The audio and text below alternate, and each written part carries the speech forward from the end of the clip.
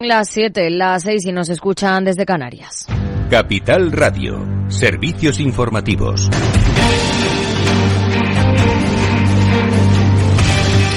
¿Qué tal? Muy buenas tardes. El mercado está hoy muy pendiente de la reunión de la Reserva Federal. No se esperan cambios de tipos. El foco de atención estará puesto en las previsiones económicas del organismo y sobre todo en los siguientes pasos que vaya a dar el Banco Central. Lucía Martín. Se espera que la FED mantenga su tasa clave en el rango del 5,25 al 5,5% al término de su reunión. Los inversores estarán centrados en las proyecciones económicas y también en los comentarios del presidente de la entidad, Jerome Powell, en busca de pistas sobre las perspectivas de tipos y también de inflación. Los últimos datos económicos apuntan a una relajación de la inflación subyacente, alimentando las apuestas de que las tasas podrían haber tocado techo. Un repunte en los precios del crudo, eso sí, ha empañado las perspectivas de inflación general, dando a la FED margen para mantener los tipos más altos durante más tiempo.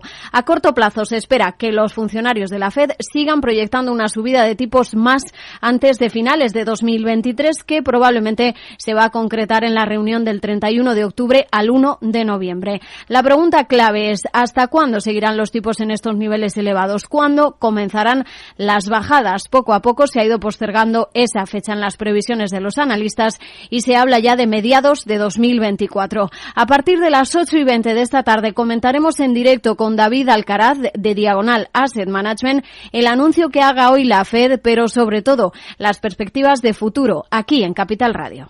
Gracias, Lucía. Estaremos muy atentos. El primer ministro británico, Rishi Sunak, ha anunciado un nuevo enfoque en las políticas del Reino Unido contra la crisis climática, que incluye medidas concretas como aplazar hasta 2035 el veto a la venta de vehículos de gasolina y diésel. Y el presidente del gobierno español en funciones, Pedro Sánchez, ha intervenido en el Fondo Económico Empresarial, donde ha asegurado que estamos afrontando un escenario extremadamente complejo, pero aún así, España está sorteando la crisis inflacionaria con mejores resultados que las mejores economías de Europa y del mundo, y ha puesto de ejemplo medidas adoptadas como por ejemplo la excepción ibérica. Y en un contexto de enorme complejidad, pues creo que España, con todas las dificultades y nuestros aciertos y nuestros errores y las cosas que todavía nos quedan por hacer, está sorteando la crisis inflacionaria internacional con mejores resultados que la mayoría de las grandes economías, tanto de Europa como las economías avanzadas del mundo. Gracias al impacto de los sucesivos paquetes de medidas adoptadas desde el año 2022, y en ello España es hoy el país de la Unión con menor tasa de inflación. Sánchez además ha asegurado que el gobierno está poniendo los cimientos de una auténtica transformación estructural de nuestra economía, unos cambios que, según ha asegurado Pedro Sánchez, se están haciendo con visión a largo plazo y por eso confía en ser el presidente del gobierno en la próxima legislatura. Les invito a compartir con nosotros y con nosotras este tiempo ilusionante de progreso, porque creo que sumando fuerzas e intereses comunes alcanzaremos las metas de crecimiento, de progreso y de bienestar que todos y todas compartimos. Yo, desde luego, tengo muchas ganas de empezar ya esta legislatura, de que eche a andar, de que formemos gobierno y de que consolidemos los avances que sin duda alguna van a hacer a nuestro país un país mejor. Y anoten, este jueves el Tesoro celebra la última subasta de septiembre. Espera colocar entre 5.500 y 6.500 millones de euros en una subasta de bonos y obligaciones del Estado. Y a las 8 el balance con Federico Quevedo. ¿Qué tal, Fede? Buenas tardes, Aida. Pues hoy tenemos FED, básicamente. Quiero decir, vamos a dedicarle buena parte del programa con Lucía Martín a contar todo lo que pase en esa reunión de la Reserva Federal y las decisiones que tome. Estaremos en directo en la rueda de prensa de Jerome Powell y obviamente nuestra entrevista con un experto para que nos analice todo lo que está pasando. Y luego, a partir de menos cuarto, antes los deportes, claro que sí, que hablaremos de eso que está ocurriendo a la selección femenina de fútbol, y después nuestra tertulia hasta las 10 de la noche, ya sabes, con lenguas oficiales. Amnistía, sí, lenguas oficiales, el bucle. Pues a las 8 aquí en Capital Radio. Claves del mercado. Tono positivo en Wall Street. El Nasdaq camina plano en los 13.670 puntos, mientras que el S&P 500 crece un 0,26% en los 4.455 y el promedio de industriales crece un 0,66 en los 34.745 a la espera de esa decisión de la Reserva Federal. En el mercado de divisas, según las pantallas de XTB, el par euro-dólar a 1,0731 unidades. Muy buenas tardes.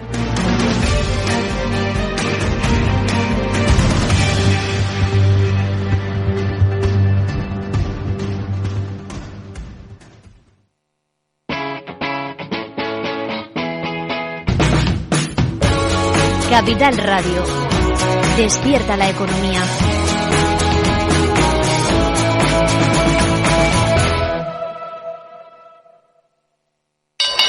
Invertir en acciones y ETFs con XTB tiene muchas ventajas. Ninguna comisión hasta 100.000 euros al mes. La apertura de cuenta es online y dispones de atención al cliente 24 horas al día.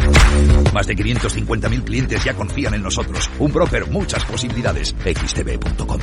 A partir de 100.000 euros al mes, comisión del 0,2%, mínimo 10 euros. Invertir implica riesgos. Si quieres conocer mejor las empresas con las que trabajas, empieza por Informa. Compruébalo con 3 informes gratis, el nuestro para que nos conozcas más y los 2 que tú elijas para tu negocio. Solicítalos ya en Informa.es. Informa, líder en información empresarial. Acción, emoción, pasión. Deporte en estado puro todos los días en El Balance de la mano de Paco Lloret. Entre las 8 y las 8:30 de la noche, El Balance de los Deportes en Capital Radio.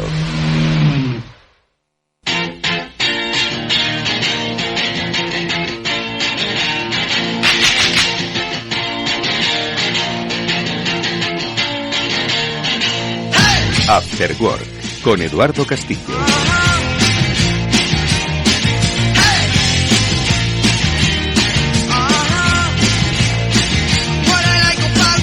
¿Qué tal, amigos? Buenas tardes, bienvenidos a este After Work. Ya comienza en Capital Radio. Enseguida vamos a tratar temas de nuestro tiempo, temas de nuestro interés que nos ayudan. Siempre tratamos de contar historias que ayuden a ser una economía mejor. Hoy vamos a contar historias que nos ayuden a ser una sociedad mejor, porque enseguida vamos a saludar a nuestros primeros invitados con los que abrimos la ventana social de este After Work y vamos a hablar de el estigma y los microestigmas que muchos de nosotros a veces tenemos inconscientemente o conscientemente, ojo, y que forman parte todavía de esos procesos que siguen excluyendo a gente. Bueno, pues con los especialistas de la Cátedra de la Complutense y el Grupo 5 contra el Estigma, vamos a hablar a propósito de una publicación que pretende visibilizar estos microestigmas, nada imperceptibles, que los hacemos incluso muchas veces, como digo, sin darnos cuenta, pero que si tomamos conciencia estoy seguro de que vamos a ayudar a muchas personas que lo necesitan. Ellos van a ser nuestros primeros invitados. Como digo, esta ventana social se abre nuevamente en After Work. Nos gusta hacerlo. Y después volveremos a nuestro cauce económico, porque en nuestro transformador, el espacio que desarrollamos con los especialistas de Salesforce, hablaremos con Laureano Turienzo. Es un especialista en retail. Nos va a dar las pautas, las claves. Ha cambiado mucho el mundo, ha cambiado mucho el consumidor y las empresas tienen que entender esos cambios del mundo y del consumidor. Bueno, pues estoy seguro de que Laureano nos va a ayudar a entenderlo en este transformador. Bueno, este es el After Work. Vamos a empezar ya mismo. Está Víctor Nieva en los mandos técnicos y nosotros, antes de arrancar, vamos con un consejo.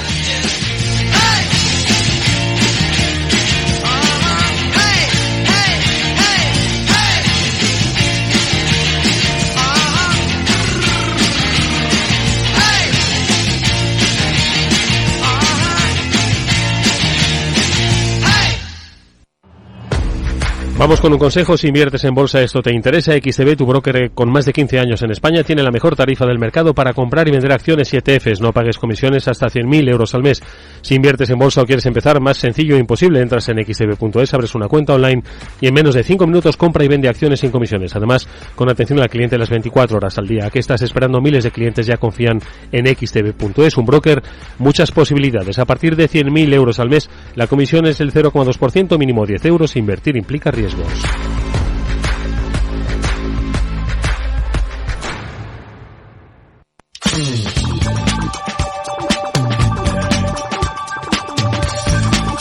Después del trabajo, After Work, con Eduardo Castillo, Capital Radio.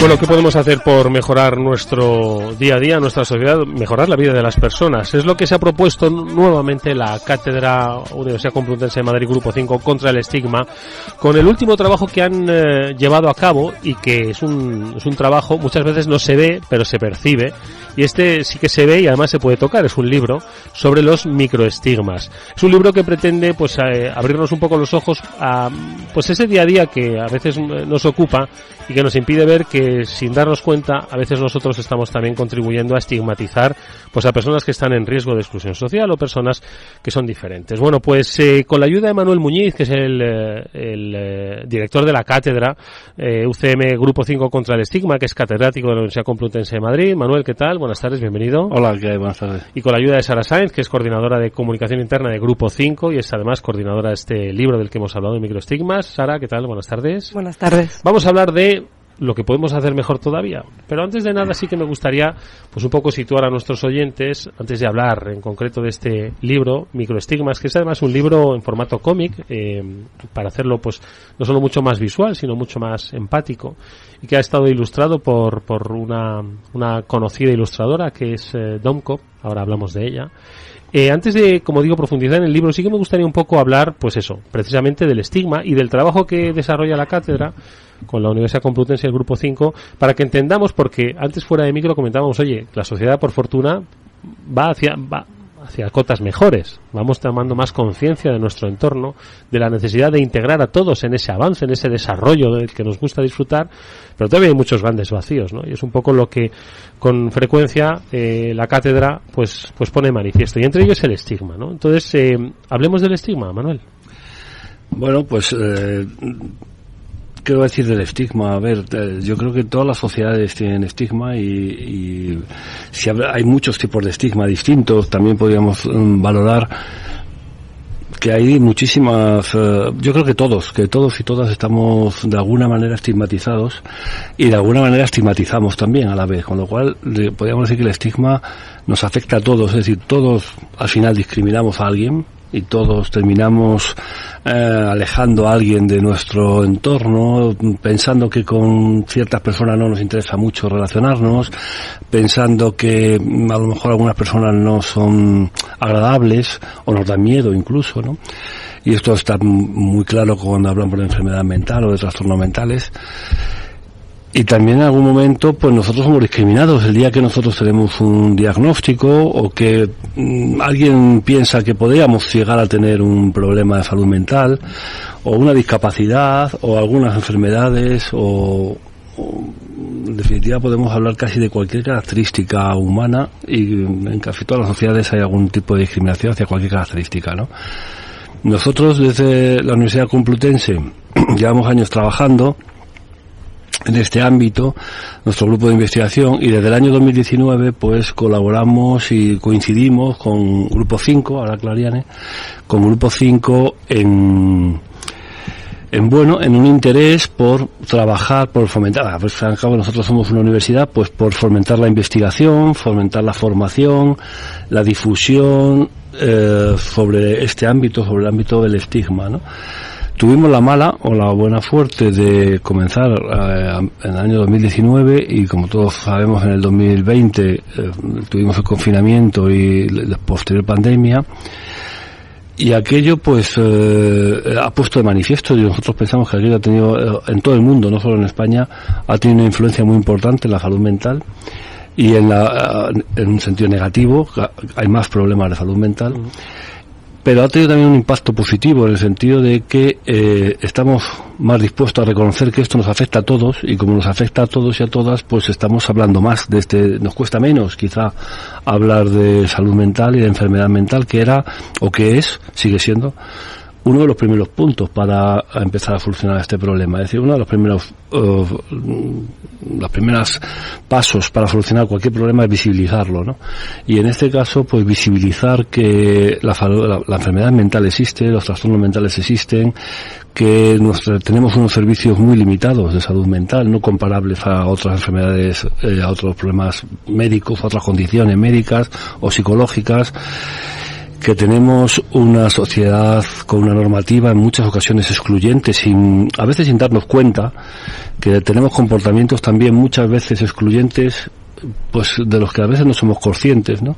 Y esto es lo que hemos querido poner de manifiesto desde la cátedra. Primero, con una encuesta nacional que hicimos el año pasado, una encuesta española sobre... De la que yo creo que llegamos a hablar, efectivamente, del programa. Sí, y ahora pues con un libro que a partir de esa encuesta y de un trabajo, ahora explicará Sara mejor que yo, de un trabajo más cualitativo, de entrevista, de hablar con personas afectadas que han vivido esto en primera persona, pues valorar y hacer ver y hacernos pensar a todos que hay muchas situaciones que nosotros consideramos normales, incluso positivas en algunas ocasiones, y que en realidad son estigmatizantes. Podríamos hacer un paralelismo quizá en el ámbito de la psicología. Hablamos mucho de microagresiones, cuando no te doy un bofetón, pero sí hago un comentario suficientemente o hago alguna maniobra que quizá no es simplemente dejarte pasar antes en una puerta, cosas por el estilo muy sutiles a veces, ¿no? Esto se ha llevado también al ámbito de las relaciones de género, y hay todo un trabajo sobre micromachismos, y ahora pues nosotros queremos llevarlo a los microestigmas, que es un poco seguir en esa misma dirección, ¿no? Hacernos conscientes de que muchas veces comportamientos muy pequeños que aparentemente o no causan daño o son incluso, ya digo, positivos, pues en realidad están causando problemas, daño, malestar a más personas de las que pensamos. Oye, Sara, desde Grupo 5, Clariane, como apuntaba Manuel, trabajáis con personas vulnerables, personas en riesgo de exclusión. ¿Cómo a través de ese trabajo llegáis a este libro? Como uno de los objetivos, obviamente, ¿no? De esa investigación derivada de la cátedra. Pero ¿cómo se llega del día a día que en Grupo 5, bueno, pues tenéis, y cómo acabamos en este libro? Pues a ver, como bien dices, bueno, ahora mismo estamos bajo el paraguas de Clariane, ¿vale? Clariane España. Y en Clariane cuelgan varias marcas, que son Grupo 5, ITA, Seniors, Consulting y Cian, ¿vale? Entonces, ¿cómo llegamos a este libro? Bueno, a partir de la cátedra, del estudio, de varios proyectos que hemos hecho a lo largo de todos los años, de 2019 que se firmó la cátedra, pues sí que veíamos que cuando íbamos a los centros y servicios de gestión de directa de personas, pues como decía Manuel, ¿no? Había unos microestigmas, incluso que eran hechos por los propios profesionales. Sí, que además ha sido algo que impacta mucho en el libro, en las experiencias que luego comparten las personas usuarias, que son las autoras de este libro. Se ve que los profesionales son los primeros que realizan esos microestigmas, ¿no? Que además se ven hasta como de buena intención. Un ejemplo que yo pongo siempre, soy un poco pesada, es el tono. Tú estás hablando con una persona que no tiene ninguna discapacidad, ni ningún trastorno mental, ni nada, y tú estás hablando con un tono normal. Y muchas veces, si aparece de repente una persona con discapacidad, tendemos a infantilizar el tono, ¿no? Eso que tú eres como que buena intención, o eso es un microestigma, porque esa persona igualmente te entiende con un tono normal, ¿no? Entonces veíamos que faltaba mostrar eso, y faltaba hacer algo que llegara a toda la población, que yo creo además que es uno de los puntos fuertes del libro, ¿no? Más allá de todos los estudios que son la base y necesarios para entender el estigma, ¿no? Porque no es algo que hagamos a libre albedrío, hacía falta tener algo eso que lo pudiera leer desde un niña que está aprendiendo a leer hasta una persona mayor. Un cuento perfectamente. Exacto. A un niño. Sí. Entonces el impacto, eso era algo que tenía que tener, una herramienta que tenía que tener todo el mundo, y lo tenía que ser además de una forma accesible, ¿no? Y que incluso sus profesionales, las personas, la sociedad en general, se vieran reflejados y se vieran, ¿no? Yo me he visto reflejado en algunas de las historias, todos nos vemos reflejados. Todos. Sí, la idea no es tanto contar muchas historias y que te las aprendas. La idea más bien es ni un manual de comportamiento. Es identificar el día a día y decir, y quizás ahora mismo incluso los ejemplos que pones a muchos nos ha hecho pensar y nos hará pensar, y quizás la próxima vez que tengamos un contacto, por lo que sea, profesional, circunstancial, se nos quedará en el recuerdo. Sí, el comentario típico en esa línea de con alguna persona que vayas a hablar y digas, bueno, qué bien, qué buen trabajo tienes, parece mentira que hayas llegado hasta aquí. Sí. Parece mentira. Lo que piensas que es una palabra en positivo, ¿verdad? Claro, exactamente. Acaba siendo un microestigma. Acaba diciendo, bueno, ¿y por qué no podía llegar hasta aquí, no? Y además el microestigma llega a toda la población. O sea, lo que decía antes Manuel Muñoz, nos toca a todos, ¿no? Pero además estos son colectivos en situación de vulnerabilidad, a los que les hemos preguntado qué sienten y cómo les gustaría que fueran. Sí, porque ese es el contenido del libro, las historias, ¿no? Las experiencias que reflejáis, son 35, si no me equivoco. Se las habéis preguntado a personas con las que trabajáis en Grupo 5. Bueno, Grupo 5, ITA, Seniors, los que ahora estamos bajo el paraguas de Clarian. Sí, porque es que en Grupo 5 atendemos a un tipo de personas que nos atienden en ITA y en Seniors. Entonces, por eso engloba a mucha población, incluso a infancia y familia. Aquí hay adolescentes que están diciendo, ¿no?, que ellos también sufren estigma por. ¿Y cómo ha sido, lo decías, cómo les habéis integrado en el contenido de este libro? Les habéis preguntado, oye, ¿qué sientes? ¿Qué te gustaría? ¿Cómo ha sido? Pues exactamente así, se hizo un formulario en el que, bueno, hubo muchas miradas profesionales para que ese formulario fuera el correcto, y se preguntó qué estigma había sufrido, por parte de quién, y cómo te gustaría que hubiera sido tratado, ¿no?, o tratada. Que ese es como un punto muy a destacar, porque normalmente sí que cuando se estudia el estigma o el microestigma no se suele preguntar de forma directa cómo te gustaría que hubiera pasado, ¿no? Entonces, bueno, recogimos más de 155 experiencias de personas contando, que además eso, muchas se repetían, pues como el caso de los profesionales que hemos hablado anteriormente, y se fueron ilustrando, bueno, pues por cotidianidad, por frecuencia, por impacto. Se hizo ahí una selección de todas aquellas experiencias que nos habían compartido de forma, bueno, muy. Ahora voy a leer algunas, pero también quería destacar del libro que no solo es un libro informativo, divulgativo, empático, sino que también es interactivo, que te permite, hay espacios en donde tú también puedes poner tus propias reflexiones, ¿no? Habéis dejado espacios para que podamos escribir sobre el libro, ¿no? Porque en muchas situaciones no hay respuesta correcta, es decir, la persona que lo vive dice, a mí me habría gustado que hubiera sido, pero eso tampoco es necesariamente lo mejor. Yo creo que hay muchas posibilidades distintas de hacer las cosas razonablemente bien, no hay solamente una, ¿no? Entonces damos pie a que, bueno, que cada persona encuentre la suya. Es decir, bueno, ¿yo qué habría hecho? Es decir, la idea es que pienses y que digas, bueno, si vas en un autobús y se te sienta al lado alguien que no te termina de gustar su aspecto, ¿qué haces? ¿Qué piensas? ¿Por qué no te gusta? Por lo menos que seas consciente, ¿no? Es decir, yo no te digo que te levantes, que no te levantes, que hables con la persona, que le saludes, simplemente que lo pienses, que digas, bueno, ¿y por qué estoy sintiendo esto? Solamente con eso yo creo que ya basta, ya es suficiente. La mayoría de nosotros con eso ya somos suficientes de, bueno, a ver. Fijaos los ejemplos, los casos que se comparten en el libro de microestigmas, son de todo tipo, tamaño y condición.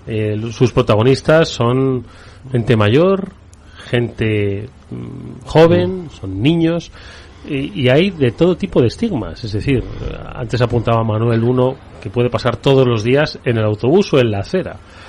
Pero aquí hay otro que dice, Carlota nos cuenta que por tener un padre con esquizofrenia ha sentido un trato discriminatorio y que mucha gente de su alrededor, familia incluida, amigos y amigas, incidía en la idea de que como su padre tenía ese problema de salud mental, ella lo iba a heredar. Y le preguntaban a Carlota, ¿cómo te hubiera gustado que hubiera sucedido, ¿no? Dice, pues que tener una enfermedad mental no sea un problema, ¿no? Sí, o sea, son cosas muy sencillas. Al final, el cómo te hubiera gustado, todo deriva en el respeto, ¿eh? O sea, todo llega al respeto, y en casi todas las ocasiones. Pero es verdad que era importante tener eso, porque no, lo que hemos dicho antes, no es un manual de comportamiento, es una forma de involucrar a la sociedad de verdad, no solo de una forma de lectura y de, bueno, pues al final tenés unas ilustraciones que son preciosas y que llegan, ¿no?, y que impactan, sino que había que tener una forma de involucrar a la sociedad. Entonces hemos involucrado a las personas para que nos digan cómo te gustaría que hubiera sucedido, y había que involucrar a la sociedad para decirle, reflexiona aquí, párate, pausa, que la pausa está ahí un poco en la reflexión, y mira a ver qué. Oye, ¿cómo podemos trabajar? Decís que no queréis ser dogmáticos, no queréis decir, oye, tienes que aprenderte este libro y... ¿no? Pero ¿cómo podemos avanzar? Bueno, lo estamos haciendo a través de esta entrevista de radio, pero bueno, mañana será otro día. Mañana vamos con las prisas, cogeremos el metro, nos cruzaremos con gente y no sé. ¿Cómo podemos hacer, Manuel? Pues mira, por ejemplo, un ejemplo muy sencillo. Hay una marca de supermercados en Madrid, no sé si habrá más, yo es que la que está enfrente de mi casa, que tiene un horario en el cual baja el sonido y quita la música, pone la luz más baja, etcétera, para beneficiar y para facilitar que las personas con trastornos del espectro autista puedan ir y no sentirse tan agobiadas por un sonido, etcétera. Bueno, pues esto es un poco como el diseño para todos. Yo no tengo trastorno del espectro autista, pero estoy mucho más a gusto en esa hora que en las horas normales donde el ruido está altísimo, la música que ponen no me gusta, la gente está por allí gritando, etcétera. Es decir, yo creo que al final todos nos vamos a beneficiar de esto. No se trata solo de que, bueno, es que hay unas personas específicas que el trastorno con el espectro autista es como las rampas para la discapacidad. Es que hay que poner rampas para las personas con discapacidad. Es decir, no, hay que poner rampas para todos. Porque tú algún día te dolerá un tobillo y subirás por una rampa. Algún día llevarás un carrito de niño y subirás por una rampa. Algún día ya irás cargado con el carro de la compra y subirás por la rampa. Con lo cual la rampa no es para las personas con discapacidad, ¿no? Pues aquí nos pasa lo mismo.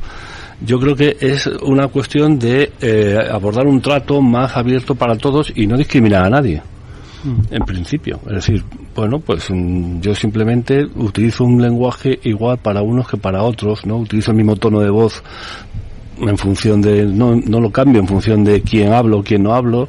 Hay muchos ejemplos de estigma, ¿no? Es decir, por poner algunos así muy señalados, que a mí me molestan especialmente, aunque algunos no están en el libro.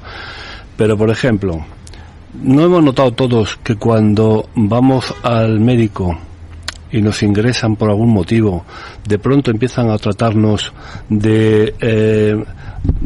Manuel, haz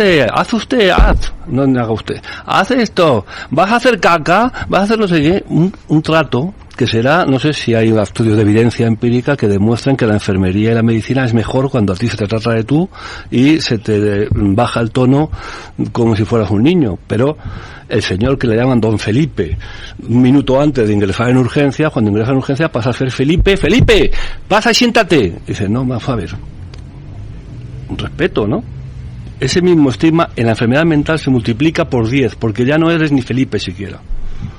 Ya eres alguien que, bueno, siéntate ahí que ya vendremos, que tú ya no sabes nada, ya no sabes de qué hablamos, ya no te voy a contar qué te pasa porque no lo vas a entender, etcétera. Cuando esta persona con enfermedad mental puede ser el presidente del gobierno, por ejemplo, puede ser el presidente de un banco, puede ser una abogada del máximo prestigio, porque todos esos han tenido o tienen problemas de salud mental.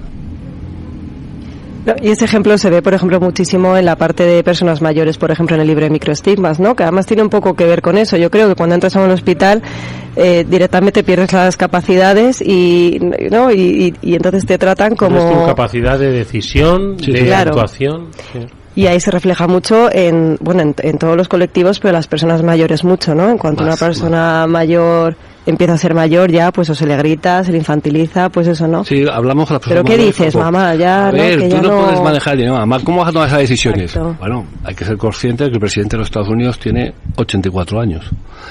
O que la presidenta del Congreso de los Estados Unidos tiene también 81, 82, ¿no?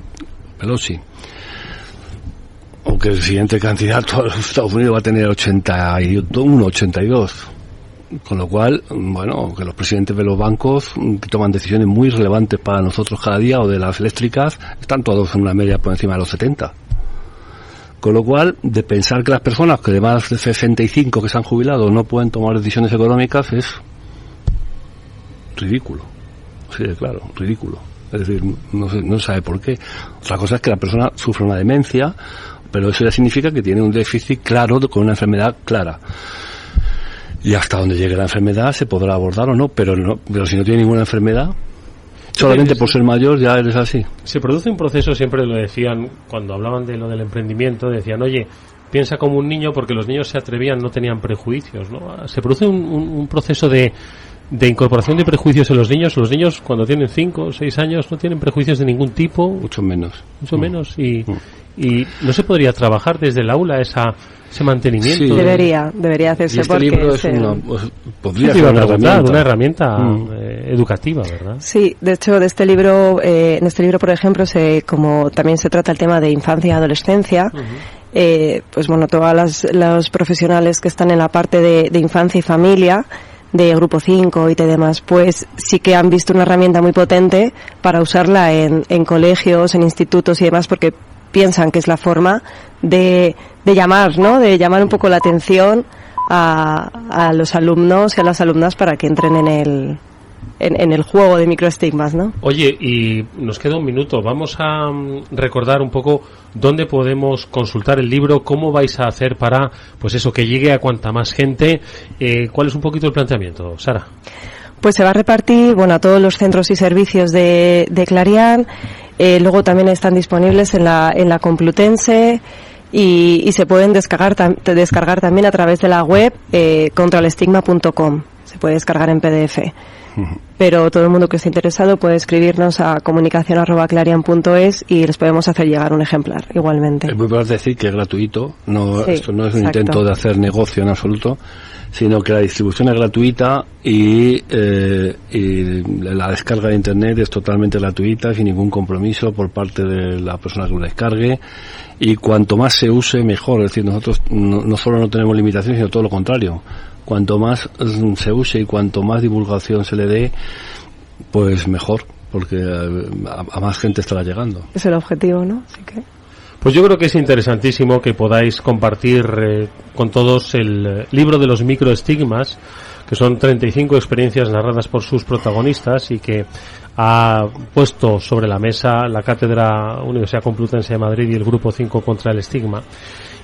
Porque muchas veces nos vamos a dar cuenta de que incluso estamos estigmatizando a gente de nuestro entorno, a gente de nuestra familia. No solo se trata de la diferencia, la calle, el desconocido, incluso dentro de nuestra propia casa igual lo estamos generando. Así que hoy nos vamos con esa lección. Agradecer a Manuel Muñoz, el director de la cátedra, y a Sara Sainz, coordinadora de comunicación interna del Grupo 5, su presencia hoy aquí en el programa. Gracias a ambos, mucha suerte. Muchas gracias a ti. Adiós. Hasta luego.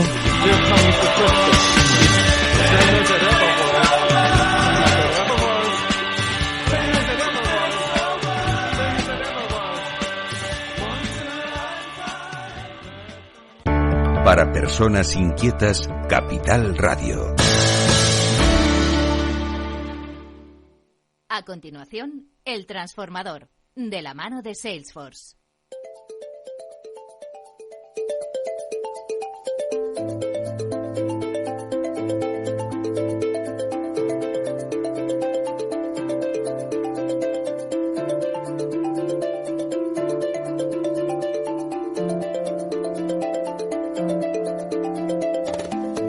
Bueno, y nosotros tenemos una cita anual, lo tenemos siempre con el sector del retail, lo hacemos por supuesto con el referente que tenemos en España para ver hacia dónde van las tendencias, no solo del mundo del comercio, sino también de la tecnología aplicada al comercio. Enseguida vamos a saludar a Laureano Turienzo, es el presidente de la Asociación Española de Retail, y lo hacemos con la ayuda siempre de los especialistas de Salesforce. Enrique Mazón, que es vicepresidente de Commerce Cloud de Salesforce, nos acompaña nuevamente en este programa. Enrique, ¿cómo estás? Buenas tardes, bienvenido, hacía tiempo que no te veíamos, ¿eh? Muy bien, Eduardo, encantado de volver a estar con vosotros. Oye, lo que pasa es que yo digo que es que a mí, a Laureano, a nuestro invitado, me gustaría traerle más de una vez al año, pero con él, claro, hacemos el gran repaso. Él nos da siempre al principio del año las pistas sobre cuáles son las tendencias y siempre me tengo que esperar a 2024, me voy a esperar. Bueno, es un lujo poder compartir este tiempo con Laureano.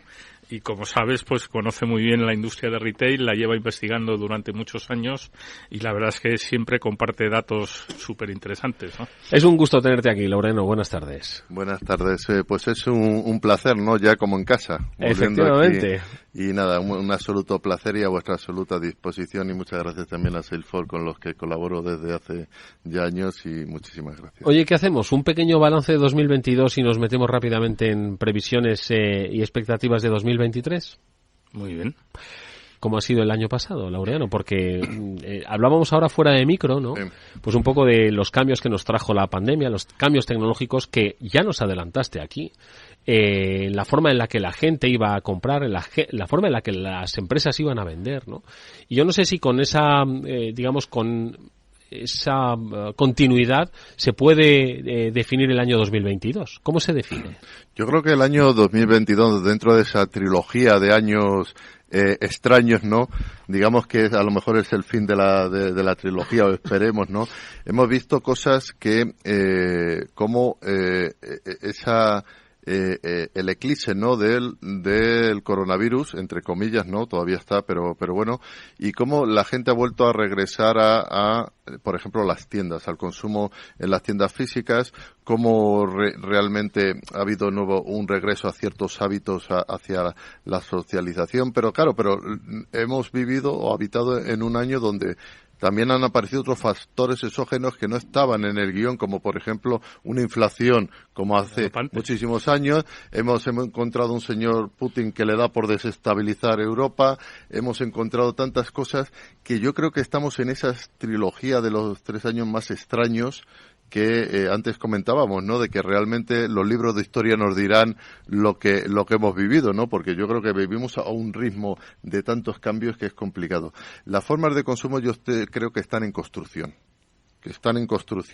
Y que estamos yendo hacia algún lugar, ¿no? Porque están cambiando muchísimo las cosas y yo creo que eso obliga cada vez más a las empresas a observar de una forma compulsiva y casi en tiempo real qué es lo que está sucediendo con las formas de consumo. Y ahí es donde me interesa a mí la tecnología, ¿no? Que nos ayuda mucho más.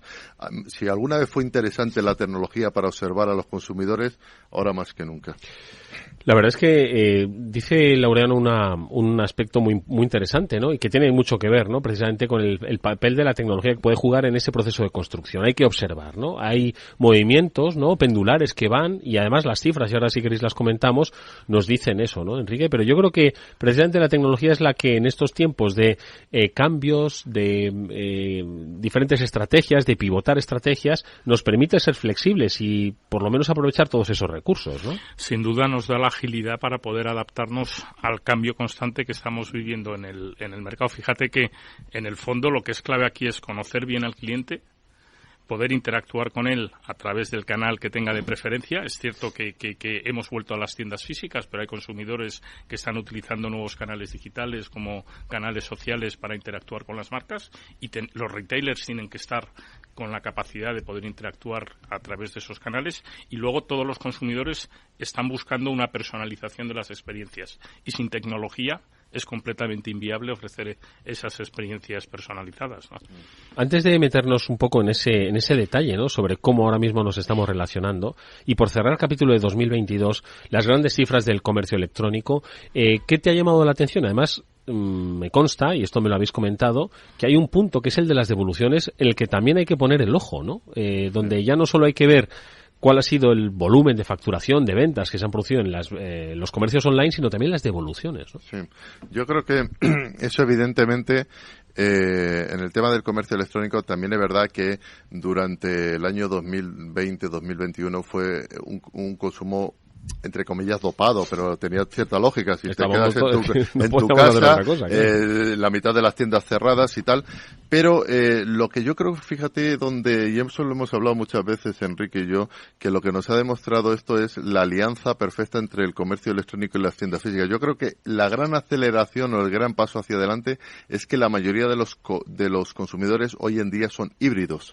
O sea, no existe soy de comercio online o soy de comercio físico, sino que estamos ahí en medio y eso me parece a mí extraordinario, ¿no? Me parece que es ese ecosistema físico-digital, a mí me parece súper interesante. Y luego en el tema de las devoluciones es evidente que yo, por ejemplo, critico muchísimo cierto crecimiento de cierto comercio electrónico sin poner las bases estables pues para que sea más sostenible. Por ejemplo, evidentemente el tema de las devoluciones siempre va a haber, ha habido siempre en el mundo físico, ha habido devoluciones siempre, pero que estamos en datos y yo cito este nombre porque ellos mismos lo han publicado. Zalando estuvo en más del 50% de devoluciones de todas las que había. Son datos suyos, dichos por ellos, tal. Entonces, ¿eso qué significa? Un impacto enorme en las cuentas de resultados, pero dos, un impacto enorme en el medio ambiente. Porque las cosas hay que... Entonces, hay que llevarlas y luego hay que traérselas de vuelta. Yo creo que evidentemente eso está todavía es algo pendiente, que poco a poco, que la tecnología va a ayudar a que las tasas de devolución bajen considerablemente en la medida que el comercio electrónico, por ejemplo, lo estamos viendo, es mucho más efectivo con el live streaming. Por ejemplo, las devoluciones caen en picado con esa tecnología, ¿no? Ajá. Reflexiones, Enrique. Mira, yo en relación al tema de las devoluciones, creo que evidentemente es un reto que tienen todos los retailers. También hay una parte de educación de los consumidores, que muchas veces pues compramos más productos de los que necesitamos, porque me voy a coger estas 3 tallas, me las pruebo y luego las 2 que no quiero, pues las devuelvo, ¿no? Y yo creo que iremos viendo pues un comportamiento más sostenible. Empieza a haber retailers que se plantean, cuando estamos haciendo devoluciones de productos que hemos comprado online, pues cobrar la recogida de esos artículos, y esto va a hacer que los consumidores pues también nos planteemos si mantenemos ese ritmo de compra o no. Pero por otro lado, cuando se producen esas devoluciones que hemos hecho a través de los canales online en la tienda física, también estamos viendo que tienen un efecto que, dentro del efecto negativo de lo que es una devolución, pues nos está generando tráfico a la tienda física, y un porcentaje muy alto de esos consumidores acaba comprando algo adicional en la tienda física. Entonces, ese mix de, oye, me han comprado online, me van a devolver el producto, pero me lo devuelven en la tienda, a lo mejor ya no es tan malo, ¿eh? Oye, es muy interesante lo que acaba de apuntar por 2 razones. 1, porque es mucho más sostenible que los consumidores lo devuelvan en la tienda física, y 2, porque estamos viendo datos en Estados Unidos, por ejemplo, que de la gente que va a recoger o devolver el BOPIS, ¿no? En muchos casos hay retailers como Walmart o Target, por ejemplo, que ya nos están diciendo que entre el 70 y el 80% que la gente que va a una tienda a recoger o devolver hace una segunda compra. Fíjate. Que eso es una pasada, ¿eh? Sí, sí. Bueno, o sea, eso no existe en la historia del retail, algo que te haya generado tanto tráfico. Y yo luego, como reflexión en cuanto a lo que ha ocurrido en el año en el negocio digital, es verdad que el crecimiento del negocio digital se ha ido aplanando. De hecho, hemos tenido trimestres en el que ha sido negativo, pero es que veníamos de unas tasas de crecimiento que eran descomunales. Sí. Estaba, como decías tú, Laureano, totalmente dopado, y eso evidentemente no es sostenible. Pero no hay ninguna duda de que el negocio digital va a seguir ganando market share, y que no tenemos que pensar en un consumidor que compra en digital o que compra en tienda, sino que el consumidor va a comprar donde quiera. Hay un dato muy curioso de aquellos retailers que tienen varios formatos de compra y soportan varios canales. Cuando tienen clientes que están comprando en un número mayor de canales, esos clientes son más fieles y gastan más con ese retailer que cuando solo compran en uno de los canales. Y compran más veces. Y compran más número de veces. Estamos hablando del mundo físico y del mundo digital, también de la distribución. Ojo, tenemos grandes players, ¿no?, en el mundo digital, que son los que parece que están pues marcando esas pautas de consumo, pero no se nos olvide que hay grandes players en el mundo físico, ¿no?, en el mundo detallista, ¿no?, es como se conocen en la jerga del retail. ¿Cómo se va a producir esta convivencia tras esta, pues digamos, las aguas un poco han vuelto a su nivel normal, y ahora hay que, como dices, seguir construyendo? El canal online se está aprovechando del canal físico en la devolución, estáis diciendo, ¿no? Entonces, ¿cuál es un poquito ahora mismo ese juego? Sí, fíjate en todos los retailers históricos, a mí los tradicionales, ¿no?, como pueden ser, por ejemplo, el número 1 es Walmart, o puede ser Target, o puede ser incluso aquí el Corte Inglés, o puede ser donde sea. Lo que estamos viendo es, o MediaMarkt o IKEA, todos están viajando hacia ese ecosistema físico digital. ¿Por qué? Porque estamos viendo como Walmart abre su propio marketplace con miles y miles, decenas de miles de consumidores. O sea, abre sus puertas a algo más que lo que eran sus tiendas físicas. Y no solamente eso, sino que invierte muchísimo en tiendas físicas, invierte muchísimo en live streaming, invierte muchísimo en redes sociales. Y yo creo que ese viaje, yo escribí, en 2020 escribí un artículo en Forbes que se llamaba La década del fin de los distribuidores. Pues yo creo que el concepto de distribuidor como simplemente alguien que tiene tiendas físicas que mueve cosas de un sitio a otro, que pone precio y tal, eso para mí ya era algo prehistórico, ¿no? Yo creo que estamos ya viajando, ya vemos, ya te digo, MediaMarkt abre su propio marketplace, abre sus grandes comercios, entonces esa ampliación, esa derrota de las paredes y de las fronteras que te llevaban solamente hacia eso, ser un puro distribuidor. Y yo creo que eso va a habitar y a cohabitar muy bien. Es más, yo creo, y otra de las teorías que yo tengo, de las impresiones, es que en el futuro próximo todos estos marketplaces ultra especialistas que están haciendo cada uno de ellos, yo creo que tienen un futuro absolutamente brillante, ¿no? Porque quizá estos grandes marketplaces que tienen, por ejemplo, Amazon o Alibaba, 9 millones de vendedores. Recordemos que 9 millones de vendedores en España, 600.000 tiendas, tenemos marketplace con 9 millones de vendedores en China, ¿no? Esos son tan generalistas que es una puerta única para todo, ¿no? Y yo creo que si me encanta el deporte y las bicis, si tengo un marketplace ultra especialista en bicis, ¿dónde voy a ir? ¿A la puerta única donde hay de todo? O ¿A los 9 millones o al especialista, claro? Yo creo que por ahí tienen un camino muy interesante y ahí, claro, evidentemente eso solo es en el territorio híbrido. Sí, yo creo que ahí hay otro factor que también influye al desarrollo de estos marketplaces y es que captar un cliente nuevo hoy nos cuesta mucho más que fidelizar un cliente existente. Uh-huh. Y en general los retailers los que están intentando es, sobre la base de clientes que tengo que ver cómo este cliente puede gastar más dinero conmigo. Entonces puedo complementar mi catálogo de productos con productos de terceros, que ese consumidor sé que va a comprar y en lugar de comprarlos en el sitio donde los compraba antes, los va a comprar ahora en mi tienda. Uh-huh. ¿Vale? Evidentemente es atractivo para el retailer porque conoce más a ese cliente, tiene más puntos de interacción con él y mejora los ingresos y los márgenes, y también es interesante para el consumidor porque si al final tú eres fiel a una determinada marca, pues estás acostumbrado a un nivel de servicio, a una serie de garantías, etcétera. Y los grandes players digitales en su aproximación a lo físico, estamos hablando de lo contrario, ¿no? De lo físico aproximándose a lo digital con cierta claridad en su estrategia. Oye, es complicado y caro captar nuevos clientes, mantengamos a los que ya tenemos dándoles un servicio, ¿no? Y más en este escenario tan competitivo. Pero a la inversa, Laureano, cuando los grandes players digitales se quieren meter en lo digital, ¿cómo les va? En lo físico. En lo físico. Yo ahí voy a hacer un poquito, a día de hoy, evidentemente todo son un poco un desastre. O sea, yo quiero ser así, pero porque lo he escrito muchas veces y siempre he dicho que son, por ejemplo, en el caso de Amazon, que es el número uno vamos, a 1000 años luz de los demás en el tema digital, son extraordinarios. En el tema físico están en construcción, o sea, realmente están aprendiendo. Tener tienda física es muy complicado, es terriblemente complicado y no es tan fácil como bajar ahí abajo. Entonces estamos viendo, por ejemplo, Whole Foods, evidentemente que era algo extraordinario. Yo creo que nadie puede dudar que hoy en día no está mejor que como estaba hace 15 años, ¿no?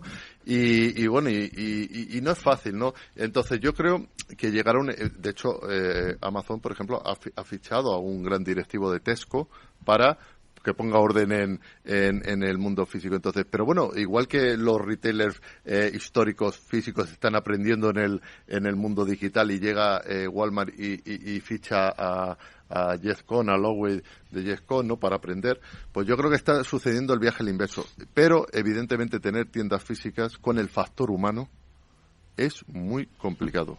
Esto lo hemos hablado en una de las reuniones del Observatorio de Retail con varios directores generales de retailers españoles y todos coincidían que la barrera de entrada de un retailer físico para meterse en el mercado digital es mucho más baja que la que tiene el que es un pure player digital para poder empezar a abrir tiendas, gestionar los recursos humanos en esas tiendas, gestionar toda la logística asociada con lo que ocurre en esas tiendas y demás. Y entender el comportamiento de los consumidores en el mundo físico, que no tiene muchas veces nada que ver con el mundo digital. Oye, y por cerrar el capítulo de los vendedores, estamos hablando de los grandes digitales, de los grandes físicos, pero ¿y los pequeños, que al final tienen mucha competencia? Yo creo, y en contra de lo mejor de la doctrina general, ¿no? Yo creo que el futuro del pequeño comercio es muy bueno. O sea, esto que aparece, decir esto hoy en día, pues es difícil, ¿no?, de argumentar. Mira, yo creo y siempre creeré que en un mundo ultradigital lo más disruptivo será el humano. estamos viendo un regreso clarísimo a los mercados, estamos viendo un regreso a las barberías, estamos viendo un regreso enorme, por ejemplo, en Estados Unidos, que ha crecido más que el comercio electrónico, los market farmers, los mercados de granjeros directamente. Entonces, ¿qué es lo que pasa? Evidentemente tienes que ser bueno y diferencial. Estamos viendo un regreso enorme. Por ejemplo, las librerías independientes están creciendo enormemente cuando nos dijeron que habían muerto. Y entonces, todo ese regreso a ese consumo muy desnudo, muy real, muy en un mundo digital, por supuesto, a mí me parece muy interesante y de proximidad y muy humano. Y va a cohabitar perfectamente con lo otro, ¿sabes? Sí, coincido plenamente con Laureano en este tema. Oye, y con respecto ya a la tecnología, me has mencionado mucho el live streaming, ¿no? Como una herramienta muy eficaz. Para nuestros oyentes no tan especialistas, ¿por qué resulta tan eficaz? Estamos hablando de redes sociales, estamos hablando de vender directamente a pues un nicho muy, iba a decir no cautivo, no sé si esa palabra ya existe, ¿no? En este mundo digital, sino lo ves como una herramienta eficaz que va a tener más desarrollo, menos. Yo creo que técnicamente Enrique puede explicarlo perfectamente el live streaming, porque yo creo que es interesante que la gente entienda y luego ya te digo sí. Mira, yo antes que técnicamente, desde el punto de vista del impacto en negocio, el e-commerce social en los próximos años va a crecer 3 veces más rápido que el e-commerce que conocemos ahora mismo.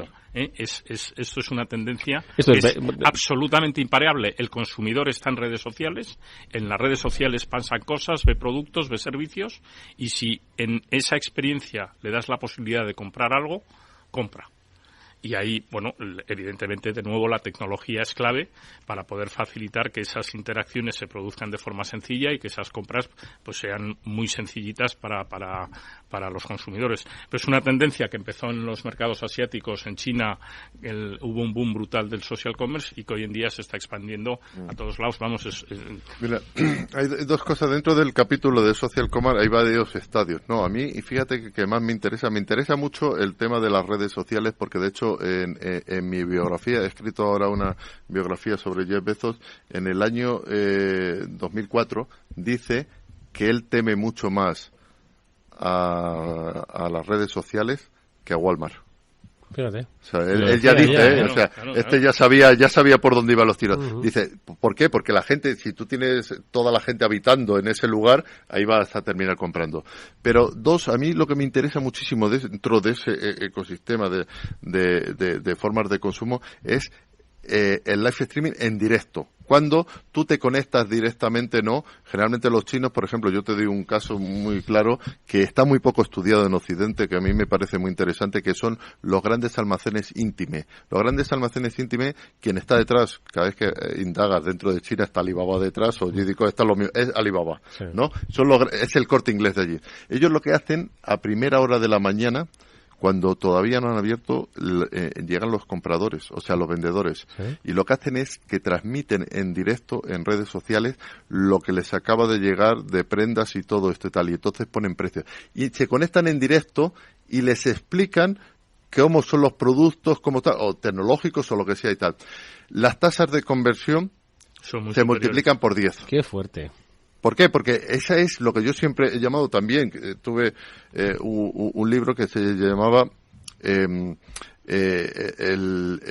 algoritmo con corazón, ¿no? Es cuando tú llegas y le pones realmente esa parte de que no deja de ser la televenta que hemos conocido toda la vida en un mundo ultradigital. Me parece muy interesante. Nosotros en el área de e-commerce estamos haciendo una inversión grande en todo, con todas las redes sociales. Hemos anunciado un partnership con TikTok hace unos meses y hemos sido la primera empresa de e-commerce que ha lanzado una integración con TikTok, casualmente para facilitar que los retailers, las marcas, pudieran presentar productos en TikTok de forma sencilla y el consumidor pudiera ejecutar las compras directamente desde esa experiencia. Oye, ¿qué veremos en este 2023? Estamos hablando de inteligencia artificial desde que comenzó el año. Entiendo que también tenemos que hablar en el mundo del retail, ¿no? Sí, bueno, la inteligencia artificial yo creo que va a estar en absolutamente todo. En el retail es absolutamente fundamental, ¿no? Yo creo que al final todas estas tecnologías que llevan mucho tiempo con nosotros, que no son de ayer, que están yo creo que estamos realmente en una fase embrionaria, realmente. No llevamos tanto tiempo con ello y no sabemos muy bien hacia dónde nos van a llevar, pero que evidentemente hoy este tipo de tecnologías son absolutamente fundamentales para, entre otras cosas, llegar y entender mejor a los consumidores, ¿no? Porque los consumidores al final no son fotos fijas, ¿no? Están cambiando completamente. Para predecir cosas que van a suceder, ¿no? Entonces yo creo que eso es absolutamente fundamental y quizá ahí es donde va a haber una brecha. De hecho, hoy hay una brecha enorme. Hoy, por ejemplo, pongamos el caso de Amazon. Claro, es que si tú eres una empresa que tiene 230.000 ingenieros en nómina, pues bueno, pues estás fabricando ahí lo que estás haciendo. Pero yo creo que todas estas tecnologías, y en este caso la inteligencia artificial, yo creo que estamos en el comienzo de algo, de lo que viene. Bueno, nosotros sabes que dentro de Salesforce a la inteligencia artificial la llamamos Einstein, y dentro de la solución de e-commerce tenemos embebido un motor de inteligencia artificial de Einstein. Esta campaña de Navidad, simplemente por el mero hecho de activar la inteligencia artificial y que ahí hubiera una serie de algoritmos que empezaban a analizar datos, hemos tenido un impacto en ventas de un 9%. Que es simplemente por el mero hecho de activar esa inteligencia artificial. Y yo creo que esto no es más que el comienzo. El consumidor está esperando tener una experiencia personalizada. Por otro lado, el retailer necesita anticipar y prever qué demanda va a poder tener, porque en función de esa demanda también es capaz de mover el surtido de unos puntos a otros y de esa forma pues poder acortar los tiempos de entrega para los consumidores. Oye, un par de minutos nos quedan para un par de referencias. Una, el próximo día 13 de abril, ya que estamos hablando de qué es lo que puede ofrecer Salesforce. En este Salesforce Live va a haber mucho de e-commerce, va a haber mucho de tecnología, va a haber mucho de retail, ¿no, Enrique? Pues como siempre tenemos un evento en el que contaremos con clientes nuestros que van a compartir con el resto de asistentes sus testimonios de cómo están utilizando las soluciones de Salesforce. Contaremos todas las innovaciones que tenemos en Salesforce en distintas industrias, no solo en la de retail, pero por supuesto habrá un vertical específico de retail. Lo recordaremos el próximo día 13 de abril. Ojo, y lo habíais mencionado, hemos hecho hoy un mini observatorio, es que la presencia de Laureano así lo requiere. El observatorio del retail, actividades previstas para este año, ¿qué tenéis en mente? A ver. Pues mira, le vamos a dar un segundo empujón. Hemos estado durante una serie de años muy centrados en juntarnos con CEOs y debatir en núcleos cerrados con CEOs. Poco a poco nos han ido pidiendo que abriéramos el observatorio de retail a un mayor número de directivos y vamos a arrancar este año con un observatorio más amplio en el que vamos a dar acceso a directivos de retailers, de marketing, de e-commerce, de atención al cliente, para que puedan compartir entre ellos sus reflexiones, sus experiencias y bueno, pues también el escuchar pues a las personas que traemos al observatorio pues y que comparten su visión de lo que está ocurriendo en la industria. Yo añadiría una tercera cita cuando venga Laureano Turenzo a este transformador aquí en Capital Radio. Oye, una reflexión última. ¿Va a ser un buen año de ventas? Yo tengo bastante esperanzas y yo creo que nos va a dar una sorpresa según la segunda parte bastante positiva. Salvo que nos visite un nuevo coronavirus o que el señor Putin le dé. Si no sucede nada de eso, yo tengo expectativas porque creo que está bastante mejor para lo que ha sucedido, y el consumo está mucho mejor de lo que pensábamos. Con el escenario actual, sí. Lo que yo percibo con los retailers que hablo es que el año mucho mejor va a ser bueno. Vamos a firmar por ese mantenimiento del escenario actual. Laureano Turienzo es el presidente de la Asociación Española del Retail. Gracias, Laureano, es un gusto escucharte. Muchas gracias, es un absoluto placer. Te veremos pronto, ojalá que sea antes de 2024, por supuesto. Enrique Mazón es vicepresidente de Commerce Cloud de Salesforce. Gracias, Enrique, también ha sido un gusto. Muchas gracias, Eduardo. Salesforce les ha ofrecido el transformador. Universidad PYME llega a IFEMA Madrid los días 26 y 27 de octubre. El espacio en el que pymes, emprendedores, personas trabajadoras y grandes empresas comparten ideas y recursos para el desarrollo de competencias digitales. Participa ya como empresa expositora. Llámanos al 91 119 50 69 o escribe a unipyme@fundae.es. No pierdas esta oportunidad.